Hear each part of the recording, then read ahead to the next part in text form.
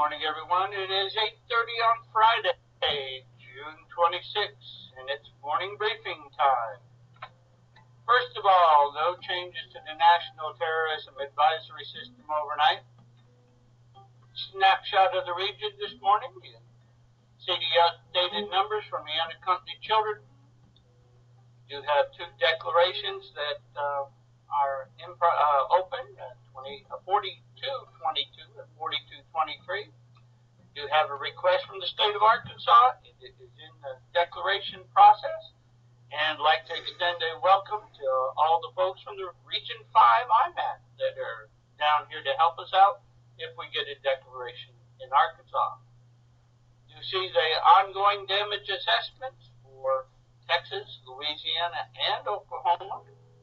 And we got no fire management grant request to talk about this morning. Now, as we switch over to the Geo platform this morning, things are quiet around the region. Jennifer's going to give us a weather update in just a moment. In the meantime, all of our state EOCs are at level 4 steady state. No changes to the status of our IMATs. One deployed to Oklahoma, one deployed to Austin, and the Region 5 folks are on standby to go to Arkansas if we need them. Region RSCC is at level 4 steady state, and you do see the different DRCs and MDRCs that are stationed around the region. Quick look at the shelters this morning. Texas has 5 shelters with 85 occupants. Power outages this morning, Arkansas 737, Louisiana 465, New Mexico 3, Oklahoma 128, and Texas 838. All those have trended down quite a bit since yesterday, and looking to monitor those the rest of the day. Quick look at the Red River this morning. The crest continues to go down the river. Here at DeKalb yesterday, we did crest as forecast, 32.44 feet in major flood stage. That is about 3 feet, 2.5 feet lower than it did earlier this month. Next one downriver here at Index or Texarkana, it will crest today at 26.1 feet as it was forecast, which is about 5 foot lower than earlier this month. Now, as we switch back over to the main map, we'll turn it over to Jennifer. All right, thanks, Paul. Yeah, you can see the showers and thunderstorms developing over Oklahoma and northwest Texas. That's going to expand in coverage as we head throughout the day. That green area in New Mexico is a flash flood watch.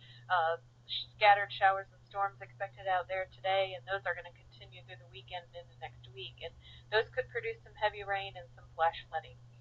So if we go to the next slide, just the summary for the next week or so, we are looking at the potential for some severe storms over Arkansas, southeast Oklahoma, and northeast Texas today, and then a pretty large area of storms expanding all the way back into New Mexico. And that heavy rain flash flood threat over New Mexico today, and that'll continue through the weekend into early next week.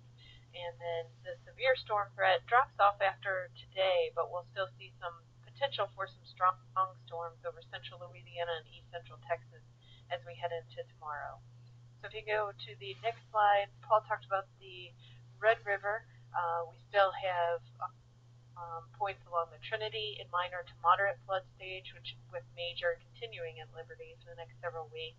And then along the Mississippi, you can see those points up near St. Louis and southern Illinois in moderate to major flood stage, and that water will be heading downstream. So a slow and just a slight increase in river flood potential as we get into Region 6 in Arkansas and Louisiana. Not really looking for any large-scale flooding as that water heads downstream, though.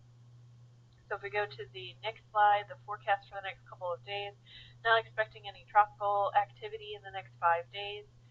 You can see in the upper right-hand corner that yellow area is the potential for severe storms this afternoon and evening, We are looking for the main threats to be large hail and damaging winds across Arkansas and then into the Arklatex. As we head into the weekend, in the lower left-hand corner, you can see the continuation of some strong storms on Saturday over central Louisiana, and then the persistent storms over New Mexico each day, with potential flash flooding, especially over any burn scar locations throughout the state. As far as the rainfall totals in the lower right-hand corner, we will see continued rain chances along the coast, especially in Louisiana, but not looking for any wide-scale flooding potential with that. To go to the next slide, the drought monitor that was updated yesterday, continued improvements over New Mexico and Texas. And on the next slide, we are entering another active period of space weather for the weekend with moderate G2 storms expected, just with the recent activity finally making its way down into the atmosphere. Most of the impact should be in the higher latitudes, though.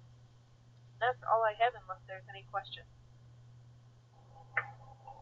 Thank you, Jennifer. Appreciate that. If you happen to have a question for the Weather Service, go ahead and type it in the chat window. If you're on the phone, just ask your question.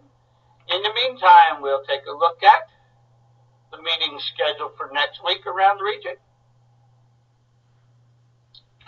And Lightning Safety Awareness Week continues with today's pop quiz.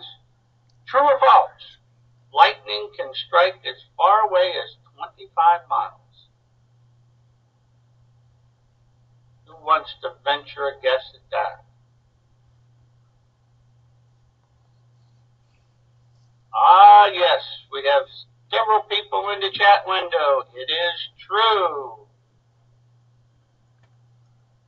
Any questions this morning? Good slide, Bruno. All right.